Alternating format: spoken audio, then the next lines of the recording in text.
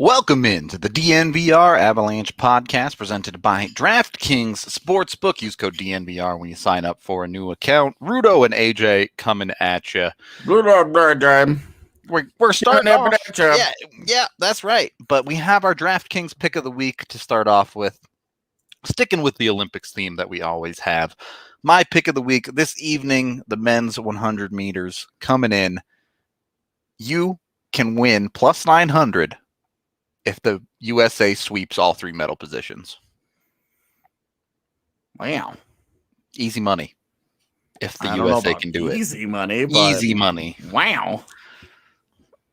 US is pretty good these days at the 100 meter sprint. So pretty good at a lot of stuff. Did you True. see they dominated in shooting? Yep. Wasn't gonna make a comment about it, but I was like, all right, so like to be clear, like half of those events are with air pistols. Yeah. So it's not like some of it is like actual marca shooting, but some of it isn't. I mean, yeah, I just thought that it was funny, right? Like I'm like, either way, there's a bunch of amazing bets you guessed? can make with the Olympics. One of them that would have been wise with the odds boost when you sign up for a new account with DNVR would have been to bet on the US to win a medal in shooting. Would have been an easy way to turn $1 into $100 right there. But you can still get that deal if you feel good about any event. You think an American will medal in it. Jump on it. Get your $100 to play with over at DraftKings Sportsbook. Download that top-rated DraftKings Sportsbook app now and use code DNVR. Must be a new customer. Limited time only. Other terms, restrictions, and conditions apply. See DraftKings.com/sportsbook for details. Of course, if you have a gambling problem, call 1-800-522-4700. All right. Dang. Let's get into the show here. Obviously, some Avalanche news first to set things up. Tyson Jost signs his extension, 2 years, $2 million per for Jost.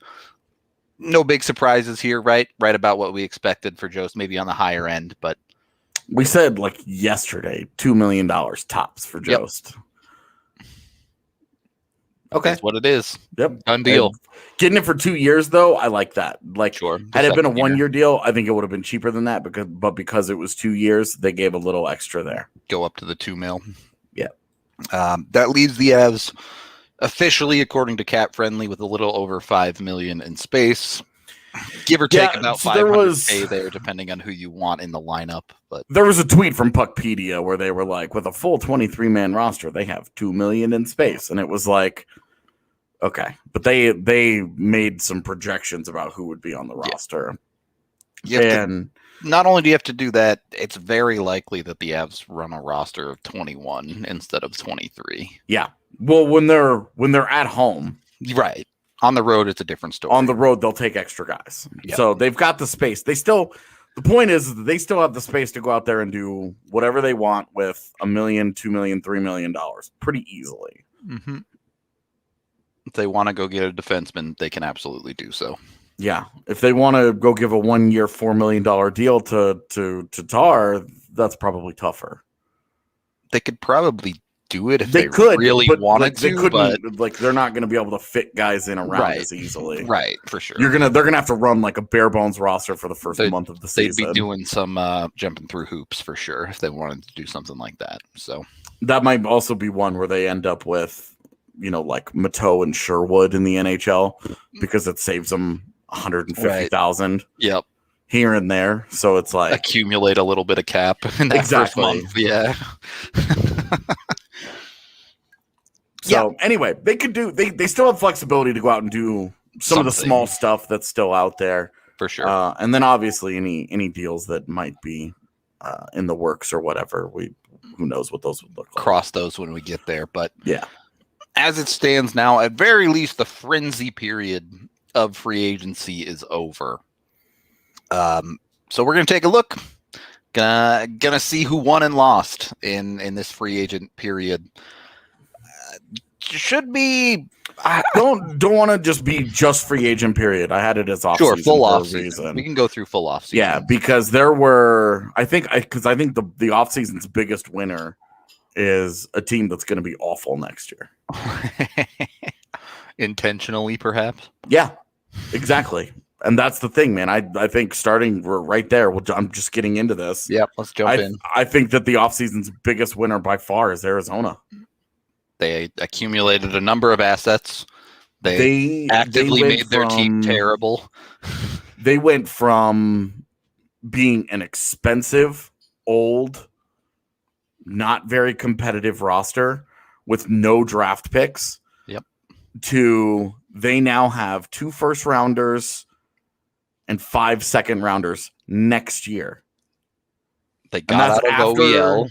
After they traded almost all of their big money, their big long-term money.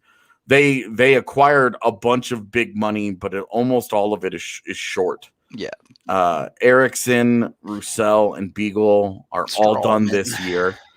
Strawman as well. Chip Strawman is done this year. Ladd is 2 years. Yep. So, and Kessel's also done this year, but that's another guy that they should probably try and move. Yeah, for sure. Yeah. They played the goaltender market perfectly. They just waited it out. Yep. And they waited until a team got a little bit desperate and paid a king's ransom for Thirsty Kemper, their guy. Yep. And their guy, by the way, could have had a great year behind that team and been too good for them. He could have been like Kemper could have won them games that they did not want to win. They want a Shane Wright instead of winning games. Yeah, exactly. So the biggest thing though is that franchise picked a direction and leaned into it as hard as they could. Yep. What they did this offseason is what, and I hate to do this, but it's what the Rockies haven't done. Yep. You know, they basically put up a for sale sign and aggressively worked to give themselves a better future. I was on record on the Rockies podcast in preseason saying they should burn it down. Yeah. Well, and now we're in the midst of the craziest deadline of the last 20 years. And they've done nothing. They've 2 minor trades with the Reds. Two like little reliever deals. Yep. Which were good deals, but it was like Trevor Story's still right there. Come on, guys. Anyway, I love what Arizona did, especially because we do know Shane Wright and Connor Bedard for the next 2 years. Yep. You know, that these dudes that they're building towards being not competitive at a good time.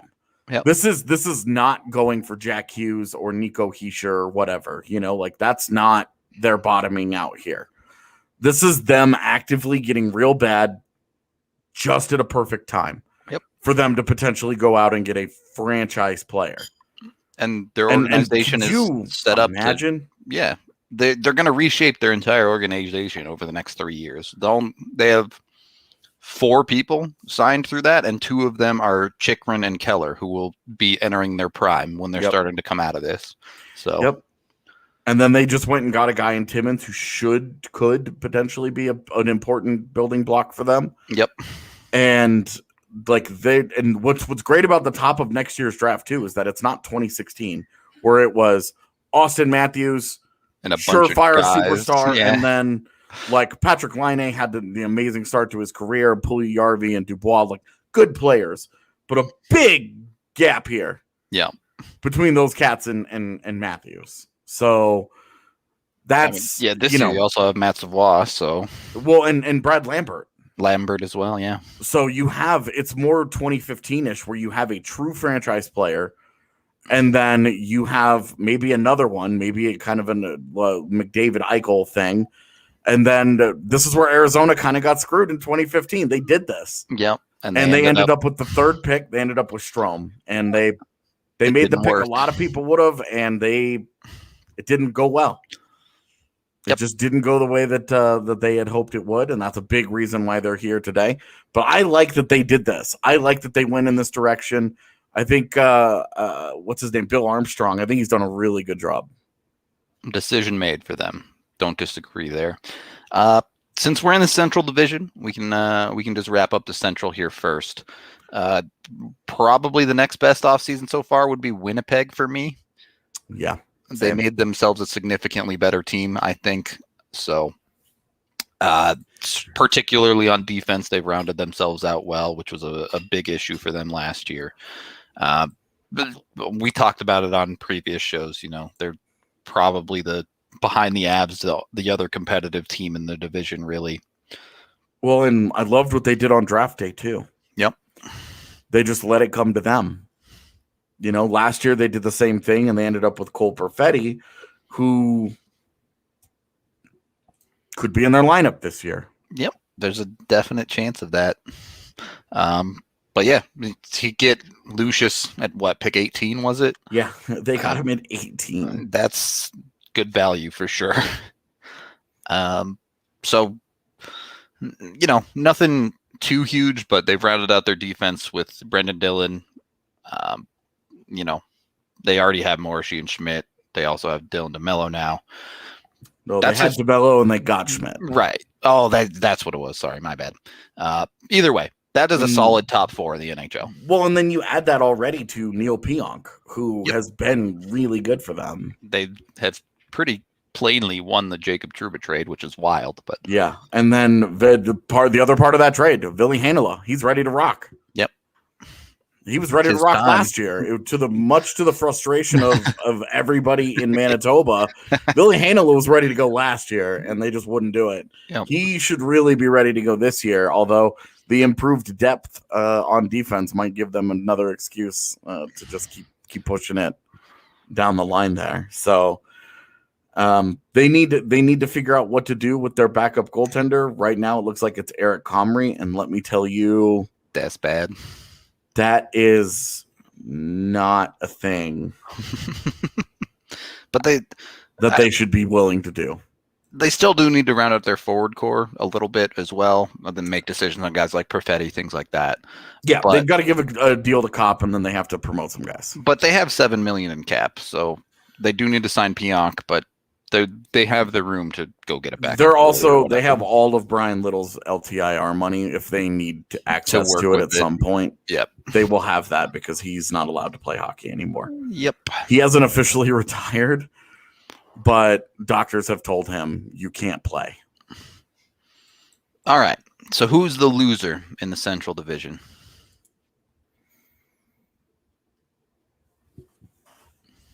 Boy, I think that's hard. I think every team has done at least one thing that has helped them. Yeah, I don't disagree with that. In the long term, it might be Minnesota, obviously with the 2 buyouts. But certainly in the immediate this year, that's not that big a deal for them. Yeah, so I think they did a really good job because they lose Suter, Soucy, and Cole. Yep. And they turn those into Goligoski, Kulikov, and Merrill. Yep. That's a pretty good retooling of your bottom 3, while your big 3 up there stay the same. Although Suter was pretty important to them.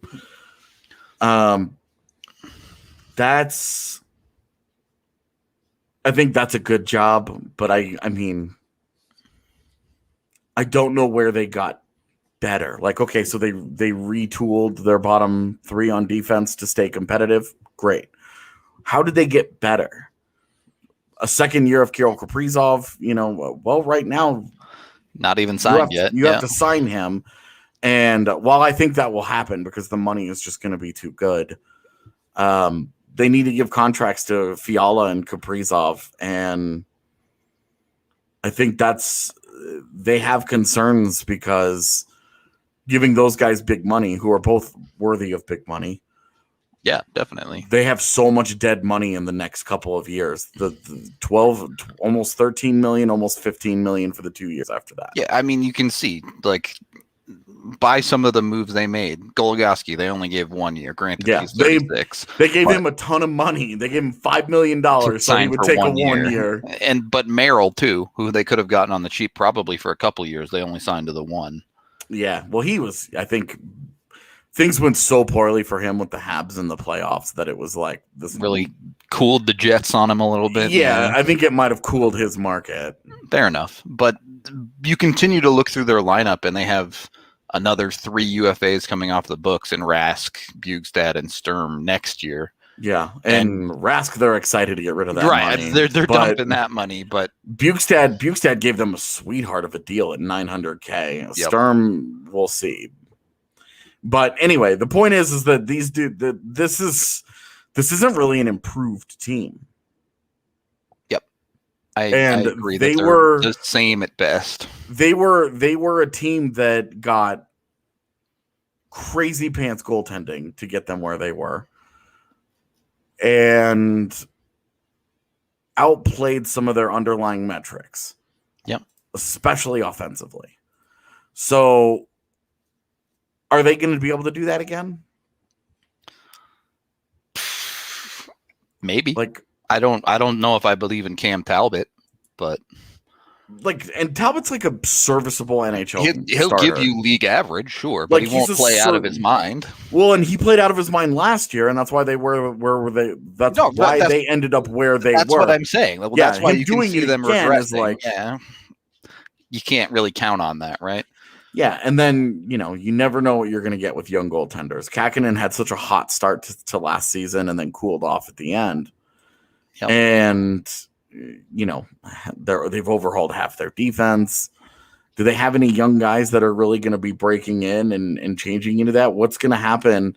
Their big three forward prospects for me are Rossi, Beckman, and Boldy. Where do those guys fit in? Because if they move those guys into the lineup and give them opportunity, those are all guys that can help them. Yeah, sure. They could definitely give them a little bit more of a dynamic element, a little bit more of a spark. But, if any of those guys I think could help. So we'll see. I will say I think Nashville struggled on this offseason as a whole. They weren't really able to shed any of their big cap on the forward side. Yeah, well, and the one big move that they made was an awful one. Then they dumped Ryan Ellis for junk, basically. They dumped Ryan Ellis for Cody Glass. Yep. That ended up being the trade. That's what they. And they got Phil Myers. They did get Phil Myers. I always forget that Myers ended up in that deal. Sorry, Katie. Which, does it soften the blow? Yes. Is Phil Myers Ryan Ellis? Absolutely not. Right, like Phil Myers is like a nice young player who's been a revelation for a Flyers defense that needed some rays of sunshine. But there's a cap there on film. Like I don't think Ryan Ellis was a stud. And they downgraded significantly to Myers. But the big thing is they got way cheaper and then did nothing with the money, nothing meaningful.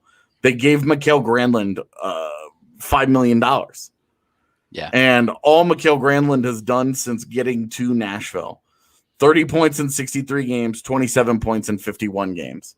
P.S. That's less productive than Nazem Kadri has been for the Avs. Oops. In a role that in a similar role, and Kadri's a dude that a bunch of Avs fans were like, buy this guy out. Yep. So they signed Granlund for 4 years, by the way. Yeah. At $5 million. So where did they get better? Phil Myers is a nice player, but he's not as good as Ryan Ellis. Yep. And the money went to a guy in Granlund that it hasn't worked for them. And then they just lost Calle Yarncrook. Yep. All right. So that's where I'm at with that. So that's where Nashville, just before we get to this first period break, though. Yep. Colorado. Yep. You can definitely look.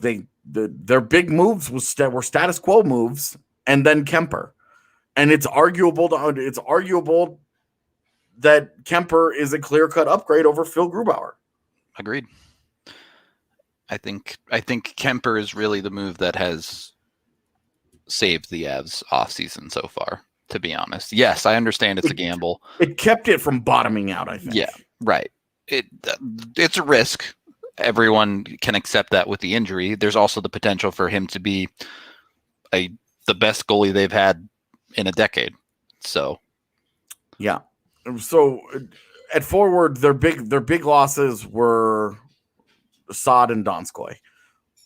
Reasonable to expect that Alex Newhook replaces one of those guys. Yep.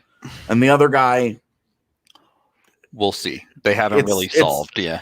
Yeah, the other guy they haven't really solved, or the answer is JT Compher, which, depending on which side of the debate, the JT Compher, is he useful or not debate you fall on, will determine how you feel about him as a replacement.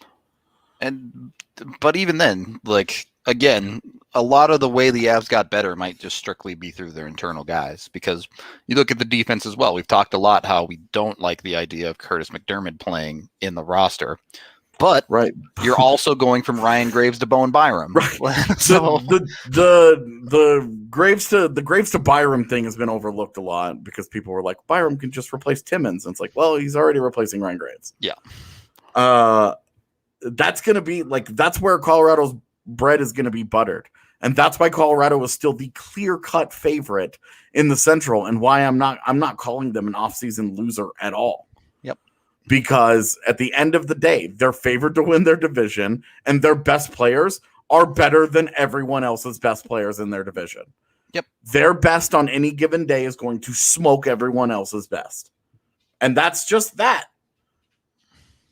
Like, however you feel about the Grubauer versus Kemper thing, at like absolute worst, will you ban Team the Snowman? That's just a personal thing. How many people could that actually be? It can't be many. It doesn't. They don't need to be here. I don't remember what I was saying. I got interrupted by this nonsense.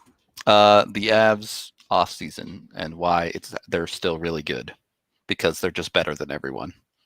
Yes. Like, I'm not calling them a loser. They brought Gabe Landeskog back. Had they lost Gabe Landeskog, they'd be in a way different position. I mean, free agency day probably would have looked different.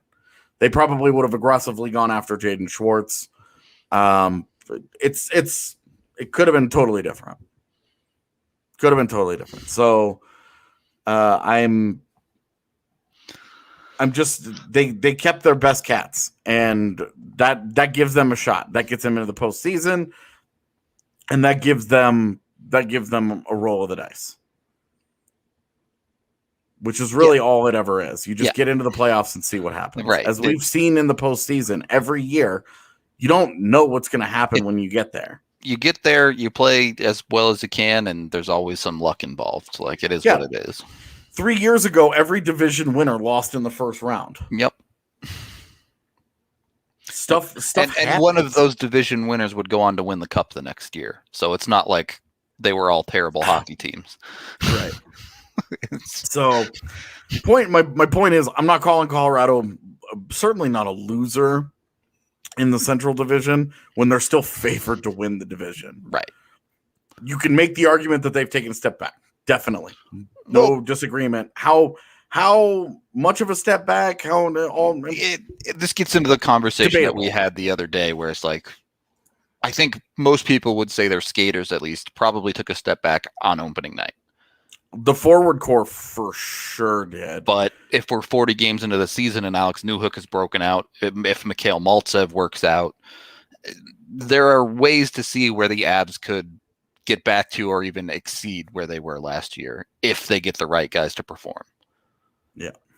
So we'll have to wait and see. like every other team, there are big question marks with some young guys that need to be answered first. Mm-hmm. All right, AJ. So there's nothing wrong with wearing crazy pants, but you don't want what's going on underneath your pants to be crazy, right? You got to keep that put together, well kept, treated well. So head on over to Manscaped, use code DNVR to get 20% off and free shipping when you get the Perfect Package 4.0. It's got the lawnmower in there. It's got the light that's like 10,000 lumens or something outrageous. Like, if you were in a apocalyptic situation and you needed a flashlight, a Manscaped trimmer would be perfect for that. Straight up. So the thing takes care of business. You can get all the crevices that can be hard to get to. You can see a little bit better. Trust me on that. Also, they got you covered above the belt everywhere else as well, with deodorant, toner, breath mints, all sorts of other products as well. Yeah, you can get the weed whacker as well. Trim those nose hairs, all sorts of good stuff from Manscaped. So jump on it. Use the DNVR code to get that 20% off and support us and our partners. Also, when you need to make a little bit of extra cash, hit up the Ball Corporation, as they are now hiring in their Golden factory. You can text Golden to 77222 or go to jobs.ball.com and get yourself all signed up, fill out an application. You can get hooked up. They're an awesome company. We really love them over here. They pay a living wage. They have good benefits. They take care of their employees. So be sure to check them out. If you need a job, I know a lot of people still recovering from the pandemic and things like that. I don't know how many jobs are left. I keep saying I'm going to look into this, and I never do. But originally they were hiring for 400 positions. So there's still plenty of those left, I imagine, when you hit them up and check them out. And then when you start making a little money, maybe send a little bit our way. Sign up for a membership with us here at DNVR. You get the annual membership. It's a great deal. You get a free shirt with it. You get big beers at the bar. You get access to the DNVR lounge. Obviously, you get all of our stuff from what we make, which is pretty cool. You know, you can read AJ's articles, Evan's articles, stuff like that.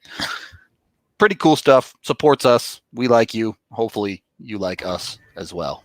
Wrong beat, but there's a huge sale for memberships going on right now for Broncos training camp as well. If you use the code CAMP2021, you get a $60 code to the DNVR locker when you sign up for a membership. That makes no financial sense. So jump on it before my bosses notice. That you buy a $60 of stuff at the locker and you get an annual membership free is basically what that is. Like you buy 4 DNVR or 2 DNVR shirts, I suppose is what it would be. And then you get just an annual membership, because why not? That's a ridiculous deal. Why haven't y'all done that? Okay. Second period of the DNVR Avalanche podcast, presented by Draftkings Sportsbook. What? Group is a known quantity, man. What are you talking about? What is happening in our chat here? They're going off. All right. Let's get into the Pacific Division, AJ. Who's your big winner? Arizona. Arizona's I guess they're not there anymore. Now. Yeah, Arizona's in the Central. All right, let's go with Vegas. Straight up. Okay. I'm going to go with Vegas. Right. Because the one team that could have reasonably threatened them was Edmonton. Yeah. And Edmonton did some stuff. They committed. I meant to actually go and add all this up. It's a lot. But they committed, and every single deal that they signed was a multi-year deal. Yep. Between Derek Ryan Nugent-Hopkins, and Zach Hyman, Tyson Barrie, Cody Ceci. Every single one of those was a multi-year deal.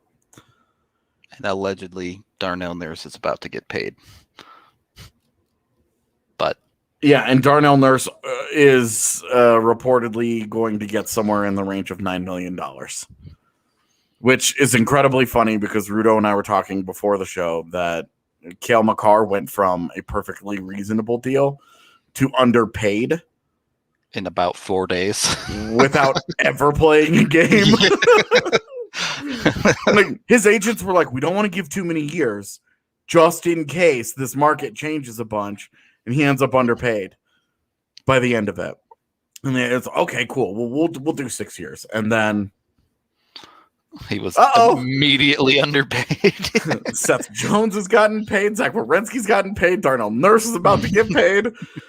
And I get all those UFA deals, but wow. Life comes at you fast, I guess. Yeah, but Vancouver definitely made a lot of signings. They did things. Did they win the offseason? I don't know about that. That Tucker Poolman signing alone kind of drags them all the way to the bottom, does it not? So this is what I think is interesting about the Edmonton thing, is that Edmonton committed a lot of money in a lot of years, and a lot of their free cap space. Like, they had space to do stuff. And they ignored the goaltender position, lost out on the Darcy Kemper arms race, and they got guys like they know that Tyson Berry is a specialist. And it's really interesting. A guy like Tyson Berry, I think it's gotten to the point where it's fair to wonder, is he a valuable player on a contender? Because he's a specialist. He's a one-way player. He is very good on a power play. He's very good pushing the play one direction. But he gives so much of it back defensively. How much value are you really getting? Exactly. How much value are you truly getting for the points that he produces? It's tough. It's a tough conversation. And on a team that was already tilted towards too much offense and not enough defense, yeah, I think this is a really tough. It's a tough sell for me, especially when the other moves were Cody Ceci and Duncan Keith. Yeah, Cody Ceci for 4 years was wild. Like, Duncan Keith was you and I were like, look, Cody Ceci had like the best year of his career and that he wasn't god awful. You give him a 1 or 2 year deal and put him in a role in your bottom pairing, and you're like, this is interesting. We were like, this is passable. Yeah. You cannot get crushed in this situation. And then they were like, yeah, let's go all in on that. Let's give him 4 years, put him potentially in our top 4, and just YOLO. And it's like, well, not what I meant. Not what I meant with Cody Ceci. And the other part of it is you look at some of these moves and you're like, all right, in the immediate, I see how Zach Hyman makes a lot of sense for this team. But if you're paying him until he's 36, like Zach Hyman's going to be a great fit for them. He's going to help them out just in the same way that he helped Toronto out. It's this is where it's like, okay, they got a player who helps them, makes them better, but they paid an absolute premium for it. Yeah. Right. Exactly. So it's like, how do you balance, like, did they win in that? Yes, they got better, but did they get better enough? Did they close the gap between Vegas? And I don't think they did. I don't think they did either. Especially because they're rolling the dice once again. Mikko Koskinen is still there. Like, we're looking you look at their goaltending was signing Mike Smith at age 39 for 2 more years. Like, well, you look at their goaltending situation, and this is the situation Colorado is in if they lose the Kemper thing. Pretty much. And how differently are we feeling right now about the Edmonton Oilers if they have Darcy Kemper? A lot better. A lot better. We're talking about them like, yeah, they closed the gap. They filled a really important position with a high-end player in Kemper. It was important that the Avs got that thing. By the way, Carrie, I'm assuming you're asking us more meme questions. Is this team going to make the playoffs? If you're talking about the Avs, yes. First of all, happy birthday. Yeah, that too. Happy actual birthday.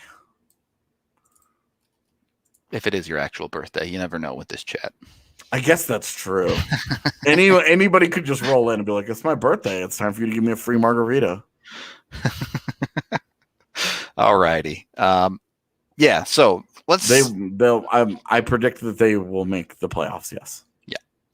Running down Vegas really quick. They got out from under the Fleury deal. Oh, I didn't even bring up Warren Fogle. That guy will help them too. Yep. There you go. So I liked what Edmonton did, but they just spent a ton to do it. They did. They paid premium on everything except for the goaltender, which is the one that maybe they should have paid premium for. Well, they paid premium for 16 games of Mikko Koskinen. Yeah, it's true. A couple years ago, and I remember some dude getting on me on Twitter and being like, "You're an idiot, thinking that this is overpaid or whatever. That this is just what market value is for goaltenders." And then Pavel Francouz signed for $2 million, and I'm like, "Are you fucking high?" So. Anyway, in any case, Vegas, they get out from under Fleury. They still have essentially their entire core intact, but their 2 big moves were bringing back Alec Martinez and getting Evgeny Dadonov. Yeah, using the Fleury money for Brossoit and Dadonov. Yep. Brossoit is their backup, too. They need to replace Fleury, obviously.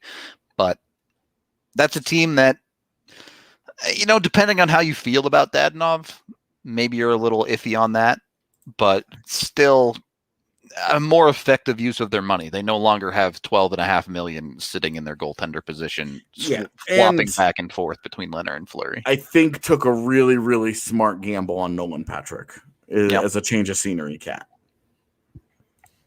Sure. Because there won't be the pressure on Nolan Patrick to, oh, you were drafted second overall. Oh, you're supposed to do this. Oh, you're a huge letdown.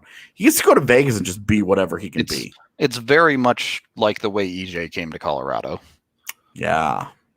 Where it's like, look, we didn't pick you first overall. They think that's what the Avs told him. Yeah. Yeah, we don't care at all about that. Just go out and play defense. Yeah. We want you to be who you are, not worry about who drafted and all the blah, blah, blah. Don't care. Yep. Exactly right. So we'll see how that goes for Vegas, but have to like that. Let's talk about Seattle really quick too before we get out of this period. How do you feel about the Seattle team now that we're post their free agency major moves? I think they in that division they should compete for the postseason. Okay. Obviously, Grubauer helps them in net. They're now a weird spot though because they have Dreger still too. Right, but like Grubauer and Dreger should be a solid tandem there. Definitely, they should be just fine. And defensively, Giordano, Alexiak, Larson, Soucy, and Fleury with Dunn still to come. Most likely. with Dunn and Jeremy Lazan as other guys that they could slot into that lineup if they make any more moves. Like I like that group. Pretty darn solid. The only thing I don't like about that group is they can't move a puck. You pretty much have Vince Dunn to do that alone. Vince Dunn needs to be in the lineup just so they have one guy that you're like, all right, this guy can actually move some pucks. Yep. And then whatever becomes of their depth guys, Sure. But I think it's going to be interesting to see. I pointed this out in my pros and cons of the Darcy Kemper deal, but Philip Grubauer has only played behind good teams. His whole career, he played behind the playoff teams in Washington and then got to Colorado as the Avs got good. Now, he obviously played a role in those teams being good because he was the goalie. Kind of how that works. So, it's not like he didn't have a say in them being good, but he's going to be behind another good defense in Seattle. But I think there's going to be more pressure on him because they're going to need to win a lot of games 2-1. To Chat's point here, a big part of Seattle's problem is their high-end forward talent. Their best forward is arguably Jordan Eberle, maybe Yanni Gourde. Yeah, who's their highest end forward right now? Is it Jaden Schwartz? Maybe injured Jaden Schwartz. Jordan Eberle, a guy that has had like a super underrated career if you actually go through his whole career. And you look at his very good. But it's a bunch of real. dudes that have been eaten greedy on teams' second lines, good teams' second lines. You're right. Like Yanni Gourde, everybody likes Yanni Gourde as a player. Dude's solid, but you're talking about a guy that has been insulated by a combination of Steven Stamkos, Anthony Cirelli, and Braden Point his entire career. Yep. And now they have to go and be the top line here in Seattle, and you have some question marks about that ability for sure. You had Alexander Wenberg, who was an important guy in Columbus, couldn't hack it, got bought out, became a depth guy in Florida, had a nice bounce back season. And now you paid him to be your 2C. Yeah, and is he going to live up to it? And then you have like people were talking about Donskoy, who Donskoy had his 2 highest goal scoring years in Colorado, his 2 highest shooting percentage years in Colorado. It's going to be interesting to see how he does in Seattle, where he is their 5th or 6th best offensive player. When he goes cold, you can't just make him disappear down to the third line for a little while, right? There is no one to replace him on that second line. It's going to be tougher for Seattle's top end forwards to really produce. Yep. We'll see how it goes, but that's to AJ's initial point. Between Calgary, San Jose, LA, we'll see if LA can get there this year. Hold on. What do you mean? No way Seattle averages 25 shots against per game. I just want clarification from that comment. Is that no way it's that low or no way it's that high? I'm assuming low. I just want to make sure that we're on the same page here because there's a big difference between the perception of those. Because if a team gives up 25 shots per game, they're the best defensive team in the NHL. Yeah. In the last decade. Okay, cool. Yeah. We're on the same page then. I just wanted to clarify because I'm like, either you're super duper correct or you're insane. I like that defense, but I don't like it to the tune of 25 shots. For the record, the Avs gave up 25.4 shots per game last year. Yeah, and that's an abbreviated season against bad offensive in a shortened team in a bad division where they were the best team in allowing shots against by a shot and a half. The next team was Boston, who gave up 27.1. Yeah. So, and if you start digging into context, you start digging into history, like the Bruins that won the Cup in 2010, 2011, the one that beat the Canucks. Yep. That was the one that had over a full season. That was actually the one that averaged like 25 or something against. It was all that was a great defensive team. Yeah. So let's see. Since 2000, the best team ever in the last 21 years is St. Louis, who gave up 23.6 shots per game in the middle of the dead puck era. This was 2000, 2001. Okay. So not even okay. That was the Chris Pronger, Al McGinnis Blues. Yep. Pretty good.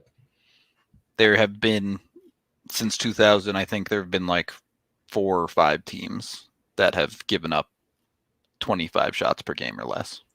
It does not happen very often. Yeah. So, anyway, point is, Seattle's going to be good, but I don't think Seattle's going to be best defensive team in the last 20 years good. No, I would not expect that. And they're going to have a really hard time scoring, but I think they're going to be competitive. The team that I have no read on is Calgary. They just didn't do anything. Yeah, they've kept themselves in the Calgary zone very effectively, have they not? Right. They made no major moves. They gave Blake Coleman a big contract. They just lost Giordano and then got Nikita Zadorov. But they still have to pay him. And then they have a tandem next year of Markstrom, and I believe Vlader is going to be their guy. Yep. But so what are they doing here? Their defense is all over the place. It's Tanev, Hanifin, Rasmus Anderson, Andy Walensky, Zadorov, and then Yusuf Alamaki takes the last spot. Yeah, and then does Oliver Shillington ever become anything? Yeah, doesn't. I don't know. So, just a very weird team that felt stuck in the middle and remained stuck in the middle. Yeah, and did nothing to take themselves out of any of that. And they haven't even committed to anything in the future. Johnny Gaudreau, is there going to be an extension there, or is this just going to roll into UFA next year? Yep. You know, I could understand not moving Sean Monahan because his value is way down versus what it has been previously.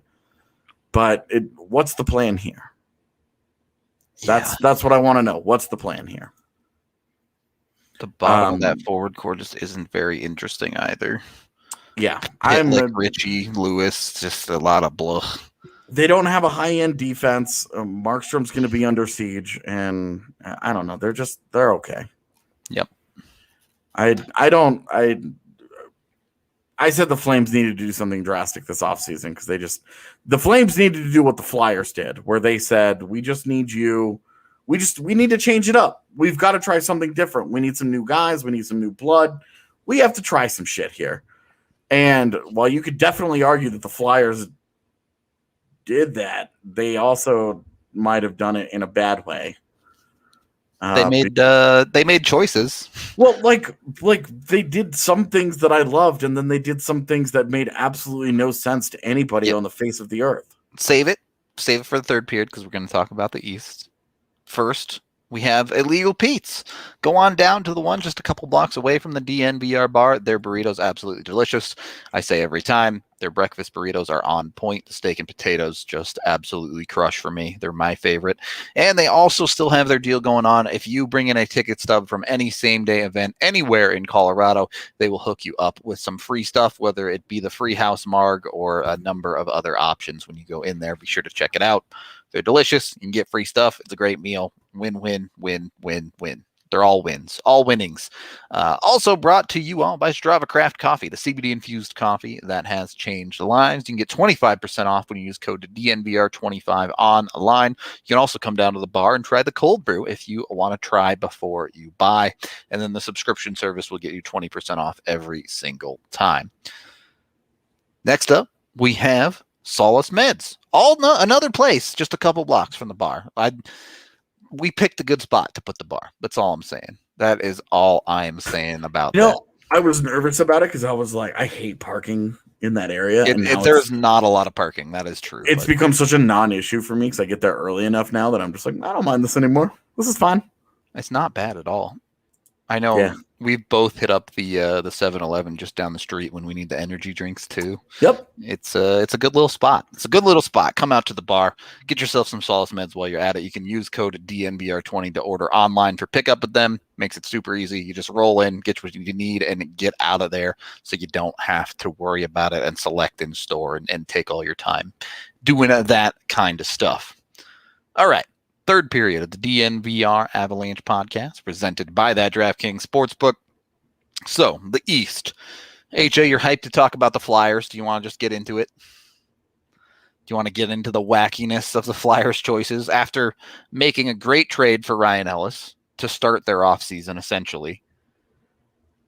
They go out and sign a bunch of random human beings, and they also, while not moving him in the expansion draft, they do end up getting rid of Voracek as well. So the expansion draft went well for them. Yeah, the Seattle decided to take a nobody for reasons unknown, but it's going to be the funniest thing when that guy becomes the William Karlsson of this expansion total draft. Stud, yeah. And everybody's just like, what the F is happening here?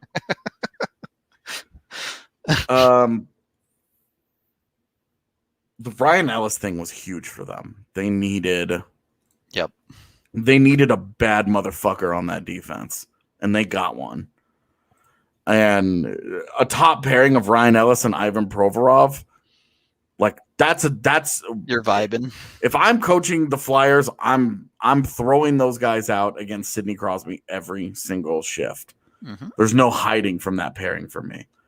I am all about that. That's what I'm doing.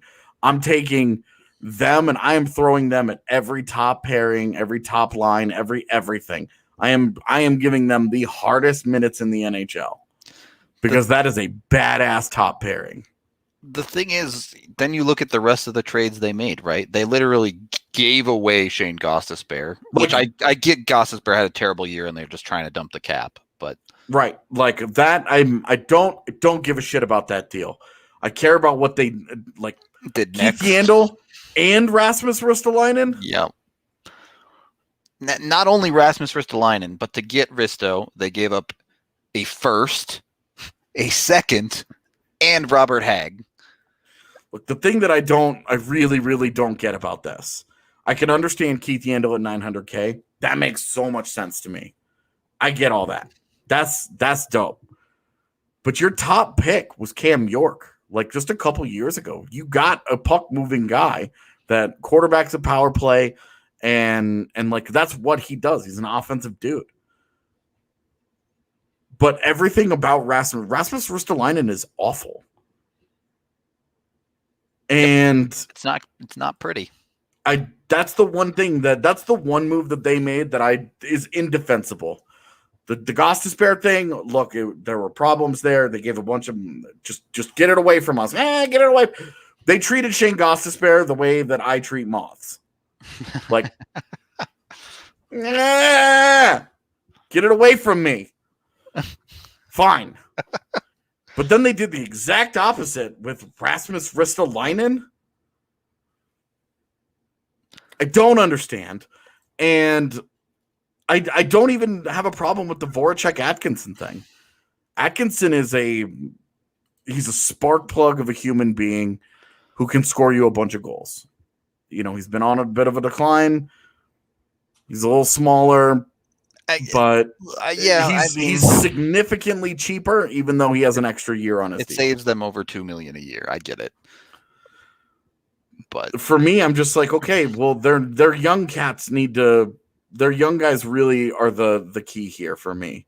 They need a Morgan Frost. They need Joel Farabee. They need these guys to go to a different level. I mean, they need Carter Hart to return to form too, Oh, I mean, come on. But I mean, their backup plan is now Martin Jones. Like, and that was the other thing where you and I were like, Martin Jones. If he I was talking to you about it where I was like, I like Martin Jones. I think there's a chance for Martin Jones to be a dude. Like he's a guy that could, gets his confidence up, blah blah. Yeah, right. Ends up in Philadelphia where he's gonna get crushed and it's gonna go horribly. Yeah. And now and that's their backup plan for Carter Hart. Like that's the veteran that you guys brought in. Nope. You moved on from Brian Elliott and like Martin Jones is the. Are you trying to set the guy up to fail? What the hell? I don't get it. I don't. Some of what they did, I loved. Like I loved the Ellis thing, and the Gostisbehere thing doesn't bother me. I'm fine with the Voracek for Atkinson thing. I think they probably lose that deal long term, but if Atkinson's attitude shakes up that room a little bit, and he becomes the spark plug for them, and that helps them emotionally get out of this comfort zone of mediocrity that they've been stuck in, then maybe that really, maybe that alone ends up being worth it. He really needs to score like 25 goals though, to also be worth it. Yeah, he's got to produce. Anyway, and then they need breakouts from some dudes, like Joel Farabee. Joel Farabee needs to basically do what he did last year. That needs to be for real. Yep. And then, Morgan Frost, they really need Morgan. But Morgan Frost was going to be such a stud, man. Dude, I love Frost too. Yeah, at the end of his OHL career, he was so dominant in that league. Back when Timmins was still there too. And I was like, here's Timmins highlights this year. You'd be forgiven if you mistake them for Morgan Frost highlights. Right. Man, those Sioux teams, man. They were nuts. They were so good. So anyway, I don't know how to feel about Philly. Genuinely, I don't know how to feel about it. Yeah. Some really great stuff, some really awful stuff, and then a little bit of in between. They wanted to shake things up. They definitely did, but was it shaking it up for the sake of shaking it up enough for them? Time will tell on that one. Thank you for the super chat, Jim. Much appreciated. The love. Is that British pounds? Is that what that symbol is? The euro. Is that? I don't think that's the euro symbol. I think that's I don't know. I'm an American, dude. I don't know things outside of America. I'm barely hanging on trying to learn anything about Canada. Throughout the rest of the East, what other teams do you find interesting? I thought Carolina. We can talk about your Islanders too, if you'd like. What is there to say? Yeah, they still have a lot of stuff to do. Kind of is what the Islanders have. Yeah, Casey Cizikas, Kyle Palmieri, none of that's done. They're the team that I think ends up with Tarasenko, but they need to know nothing's filed, nothing's happened. Yep. So the Islanders are still in you got to do something eventually mode. How do you feel about Carolina? Their goaltenders are now Freddie Anderson and Antti Ranta. They went out and traded for Ethan Bear as well. You know that James Franco clip from the interview where where it says same, but different. Yeah, But still the same. Yep. That's how I feel about Carolina. All right. Feels about right. Feels about right to me. We'll see. We'll see if their YOLO commit on 2 other different goalies makes any difference for them. But the one thing I do want to say about Carolina is that they had become a very likable brand. Yeah, and then they signed D'Angelo, and they had done so many things on social media that were really likable and blah blah blah blah blah, right? Yeah. But it was Justin Bourne, I thought, had the best line about the entire D'Angelo thing that said that they chose value over values. Yep. And I couldn't come up with a better way to describe how I feel about that. Exactly right. And then I will just leave it at that. Okay. Yeah. Who else in the East then? Do we want to talk about the Atlantic at all? I guess we haven't really gotten into them very much yet.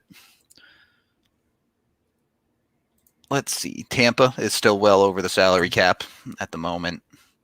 Yeah, didn't they buy Seabrook's deal? That was it. Yeah, which would get, I think Seabrook's deal gets them like right to the cap if they use all of it. Yeah, pretty much. That's pretty much the difference between them and being at the cap. Yeah. Yep. Their big move was Braden Point. Yeah, signing huge their guy. Extension. Just curious, Braden Point though. Mm-hmm. The last couple of years, I want to do a deeper dive on that. Yeah, where he is versus McKinnon. There you go. So keep your eyes peeled. Did I say Jason Bourne? I thought you said Justin. I thought I did too, but if I said Jason, that's really funny. And obviously, I meant Justin. Oh my God! It's Jason Bourne.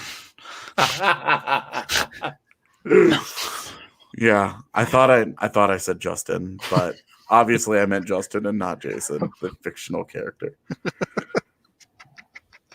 Yeah. Well, how much cooler would it be if Jason Bourne was tweeting about hockey? And like writing articles for Sportsnet? Yeah. On the run from every government in the world. Okay, cool. Okay. They did a good job keeping their defense together, which is, I think, the key for their team. Yep. They're going to rely on a lot of young kids playing bigger roles. Kind of the same way. Expecting more out of Matthew Joseph, stuff like that. Yeah, they did get Corey Perry as well, and PEB, so they have some cheap vets for the depth, but we'll see. Yeah, I don't feel strongly about anything Tampa Bay has done. It's whatever. Cool. They're a monster. But is there anyone you do feel strongly about in the East? I do want to look at Point's contract later as maybe a comparable for the future of McKinnon and stuff. For like McKinnon's that. deal next offseason, yeah. Because we're like, look, you just give him EJ's money and you double his money and you get to 12 and you're fine. Everybody's happy with that, but if you don't have to give him 12, if you could give him 10.5, you'd like that, right? Yep. Okay. Anyway, I still think it's gonna be 12. Whatever. I think it'll be at least 12. I think 12 makes sense because McDavid is still higher paid than him. Yeah, and he should be. So. I don't disagree with you, but that's not how they also have to pay Bo Byram. Great. If Bo Byram demands a larger contract by playing great, then things have gone very, very well for the Avs. Yeah. Yeah. You cross that bridge when you get there. Yeah, definitely. The Rangers, I don't know what the F the Rangers doing. did a ton of random shit. I don't know what to say because they just did a ton of random things. Like Barclay Goodrow, long-term deal. Ryan Reeves gets extended. They turned Buchnevich into Sammy Blais. Yeah, they got worse in that deal. I don't understand the Reeves move at all. Yeah, at a loss. I don't get why they won't move Gorgiev. I don't know. I'm a bit at a loss here as to kind of what they're up to now. They've got so many young guys though that it's like, you know, if Kakko and Lafreniere put it together, yeah, like they still have Kravitsov too. They kick ass. Like if those guys put it together, if the kids figure it out and live up to their potential, they're cup contenders. Okie dokie. Maybe no David Quinn helps with that. I don't know. Yeah. It should definitely help with that. Also, I can't believe they have 5 deals on dead cap. Oops. Henrik Lundqvist, Kevin Shattenkirk, Dan Girardi, Anthony DeAngelo, and Brad Richards. Now, Brad Richards isn't counting in because he was a compliance buyout. But yeah, my gosh, they're still paying Dan Girardi $1 million for the next 2 years. That's wild.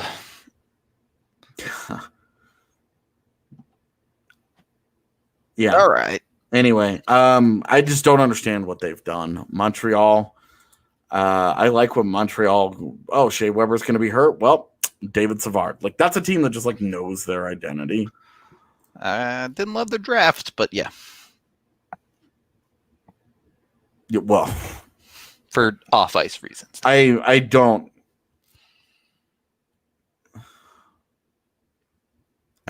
really want to. Yeah, we don't have to get into it. It's. I think most people know how you and I feel about it. Yep. That we. I'm just gonna let it be. Yep, that's fine. Weird move from Toronto switching from Freddie Anderson to Peter Mrazek.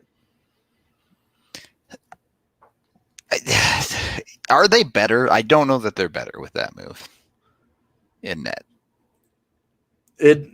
Well, and it's like some of it is he's comfortable in a platoon and they're going to turn it over to Jack Campbell and sure. But that's a gamble in and of itself there. Like, Don't get me wrong. Jack Campbell had that great 11-game run or whatever it was, but like Jack Campbell, it took a while, right? Yeah. It took a while for him to really figure it out. Yep. But his numbers last year for Toronto were fantastic. Playoffs especially, he was unreal. Yeah, he was awesome, but it was like they just the same thing continues to be true for these guys that they just keep misfiring. Yep. When it matters most. They got to get out of round 1, man. Yeah. Well, and it's very like Colorado's kind of in the same position where, okay, well, they keep getting to the second round. It's weird that people are taking that for granted because, I mean, look, there are franchises that haven't gotten out of the first round in a fucking decade. Yep.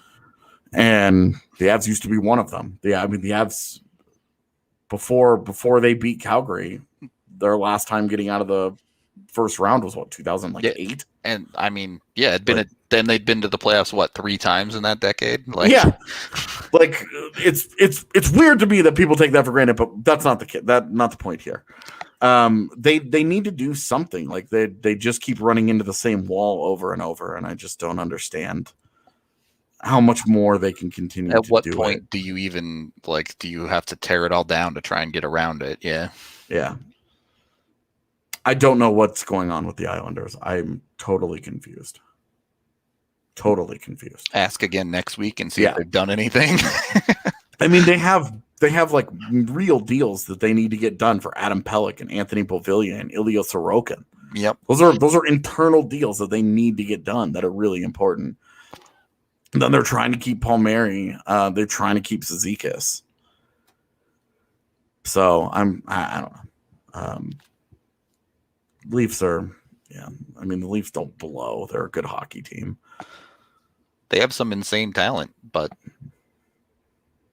they just can't win when it counts right now. Yeah. Washington's another one where I'm nothing with Kuznetsov. Yep. Weird to me. There's been so much, and boy, are there. Something feels off about the Caps to me. And that's a team that I've always believed in. Like I kept picking them for years and years and years. I was like, I'm going with the Caps. Well, that's the thing, right? I think they won their cup, and there hasn't been that same drive in that team since. And they're good. They're always competitive, but they finally broke through, and it feels like they lost their edge a little bit. There isn't that little bit of extra fire. Let me ask you a legacy type question here. Sure. Ovechkin, his whole career, 1 cup. Is that a disappointment? Maybe or a you little just bit, but I don't think it's. They won a cup. He's not cupless.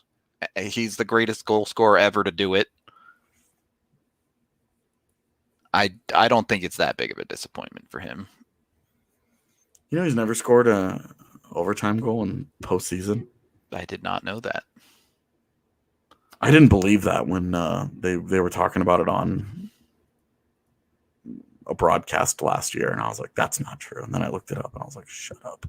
I mean, I'm sure, right? Like, if you're playing Washington overtime of Game 7, you just double team Ovi and take your chances with the other dudes, right? Like,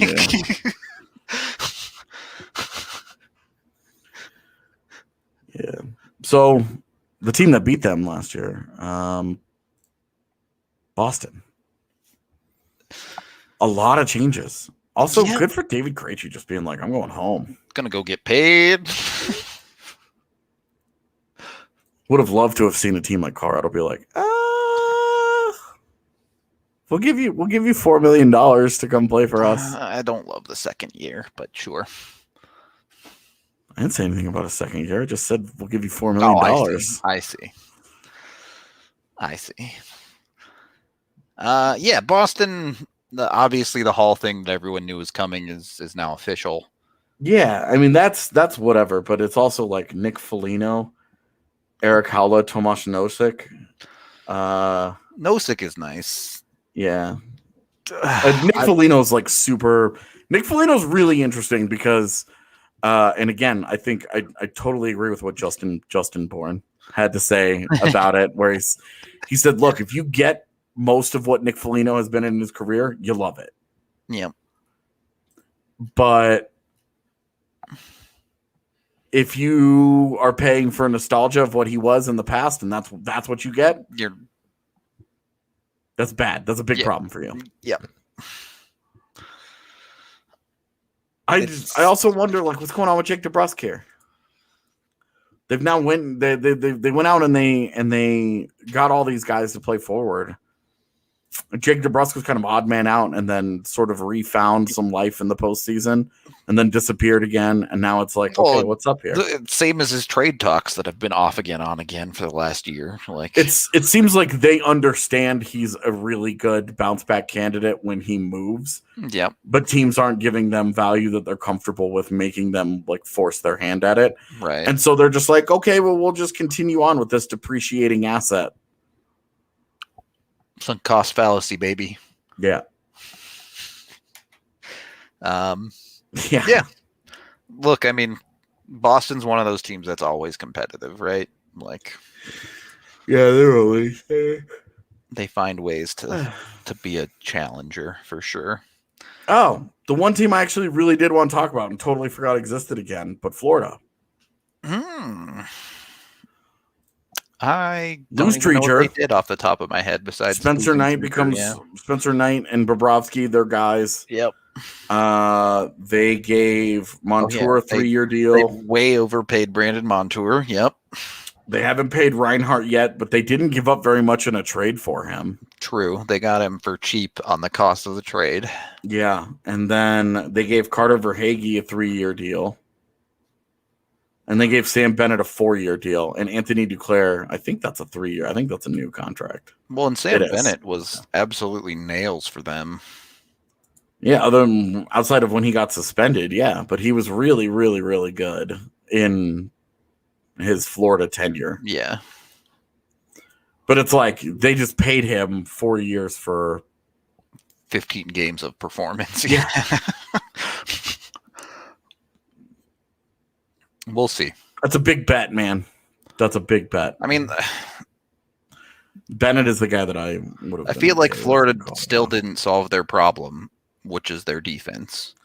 And like, don't get me wrong, Uyghur and Nudivara are good pieces. But remember though that they went to the postseason last year without Ekblad. I know. Ekblad was playing out of his mind until they lost him, but it's still the top of that defense is still just Ekblad. But Mackenzie Weegar got Norris votes, man. He's good, but he's not a top pairing. Come on. We disagree there. Okay. I think they really need Montour to be the Montour that they saw. Yeah. Especially at that price point. But they really need it to happen. Yeah. I'm not a big Gustav Forsling fan, but he's fine. Like, yeah. I don't like giving a bunch of years to guys like that. Yeah.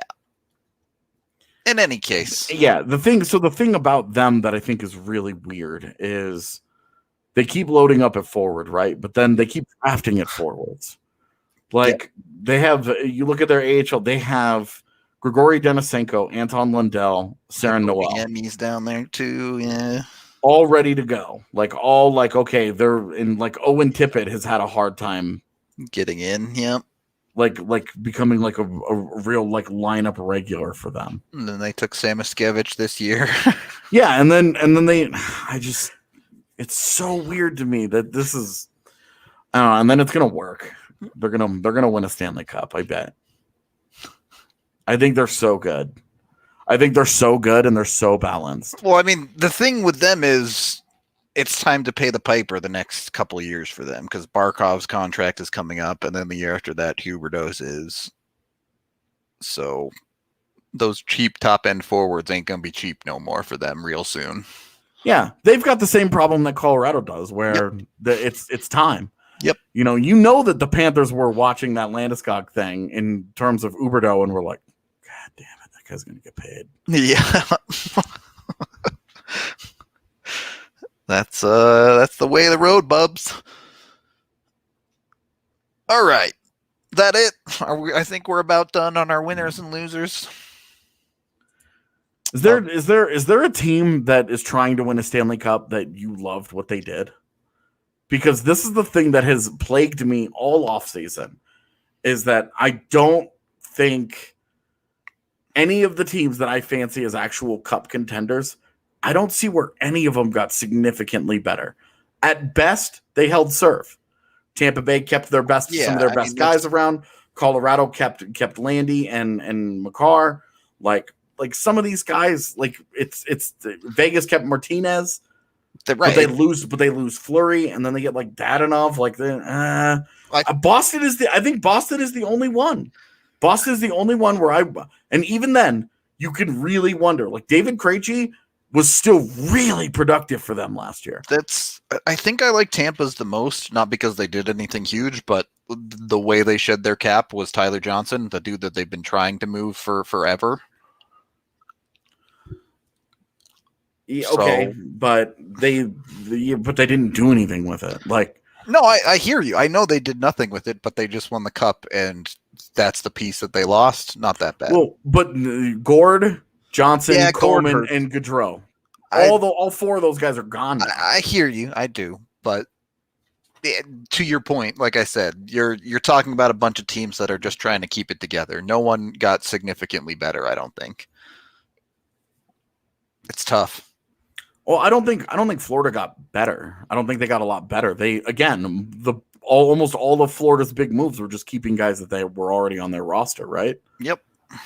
Like Sam Reinhart makes them, but again, Sam Reinhart is more of the same for them. Thoughts on Michel getting an AHL deal? I'm super happy for him. I think Berzan got one too. Did he? I didn't even see. Yeah. That. Happy for both of them. I think they both easily earned them. There are no expectations there, but they're AHL deals. We'll see what happens, but I don't think that they're going to be, unless they really go off or something. I have no expectations of those things going anywhere. I mean, the Reinhart, Florida did get Reinhart, but we still don't know what they're going to pay him. And how much better does them min-maxing another at top right 6 wing. forward. Yeah. Like, how much better does that really make? Like, Sam Reinhart helps. Obviously, they are a better team with them, but that doesn't like that was not a major need going in. So I'm like, yes, Sam Reinhart makes them better. Aaron Ekblad makes them better, getting him back from injury. Mm-hmm.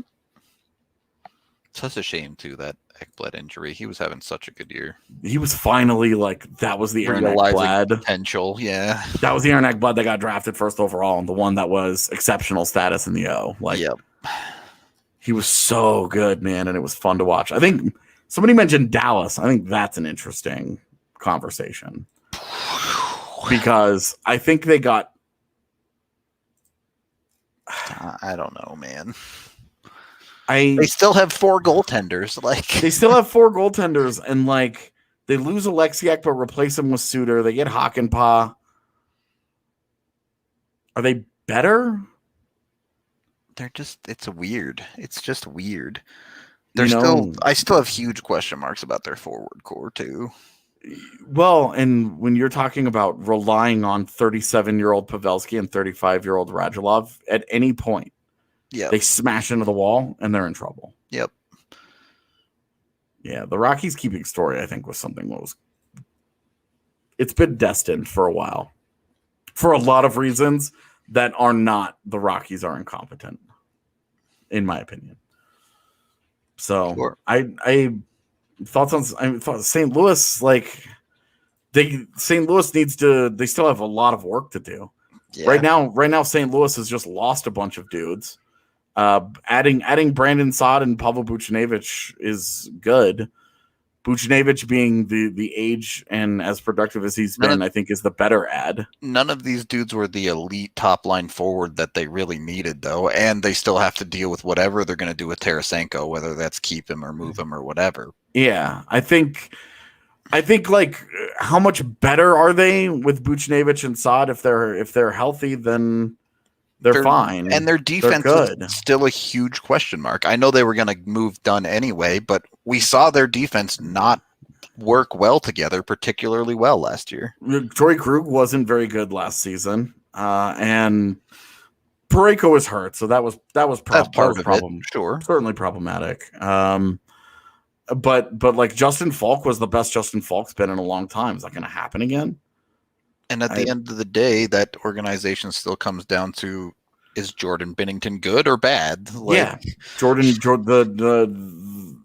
the question that is Jordan Binnington is definitely still there. And they haven't done anything at backup goaltender. Yep, it's still Ville Husso right now, man. And this is a year where you can't hide your backup. We're back to 82 games. Your backup has probably got to play 20 games for you. Yep, at least. And if that dude he had an .893 save percentage and 17 starts last year, Ville Husso need way better from that guy. You can't just lose your backup games. Do you agree? That's one area where, by the way, we haven't talked about it, but I think that the Avs will get better, but might lose more games because last year, like Hunter Miska. Yeah, they were winning games with random people in net. Like Devin Dubnyk won a couple of games. Like they got by with the bad goaltending, but I think their goaltending will be better. Frankie, right? Yeah, I think Frankie's better than all those guys. So they will get better goaltending, but he'll play more games. So they might not have as nice a winning percentage as they did. Despite all the problems they had in backup goaltender last year, the Avs pulled a lot of points. Do you agree with Jay Fresh having Seattle second in their division? It's Vegas about it. I mean, it's Vegas 1, Seattle and Edmonton 2 and 3, kind of for us, right? I think it's Vegas 1 and then question mark all the way down. Fair enough. I don't believe in any of those teams on their own to be better than Vegas. All right.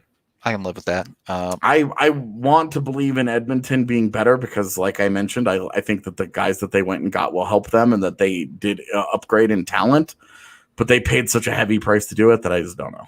And then the goaltending. If it's seriously going to be Mike Smith and Stalock or Mikko Koskinen, that's their trio. All right. On that note, we do have to get out of here. I have to go do TDSP. AJ's doing TDSP. I'm online with D-Line in about an hour. So Hopefully, y'all will tune in to It's a weird show to be on, man. Yeah, it's that weird. It's a weird one. All right. Maybe you'll get punched in the face like I did last week. Yeah, no, I actually have a Twitter account, so he can just tweet from my account. It'll be fine. Nice. In any case, thank you everyone watching, listening. We appreciate all of y'all so very much. We'll be back Monday unless the Avs do something crazy over the weekend, which you never know. There's still stuff to come this offseason, that's for sure. We'll see what it is. But until then, we will talk to you all later.